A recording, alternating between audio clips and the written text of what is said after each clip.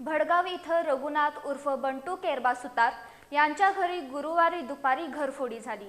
या चोरीत 1 तोळ्याची सोन्याची chain, 2 gram वजनाच्या 2 अंगठ्या आणि 15,000ची रोकड असा सुमारे 2.25 लाखाचा ऐवज चोरीला गेला।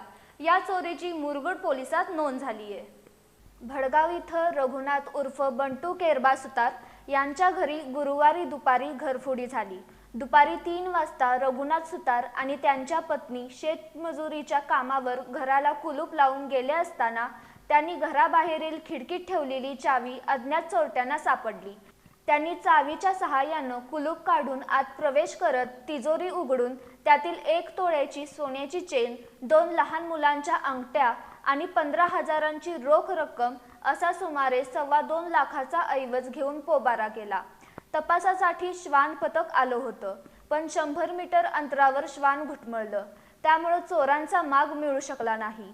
या चोरीची मुरगुड पोलिसात नोंद झाली आहे। गरीब शेतमजूर असलेल्या रघुनाथ सुतार यांचा हातावरील पोट असताना चोरी झाल्यानं हळहळ व्यक्त होतीये।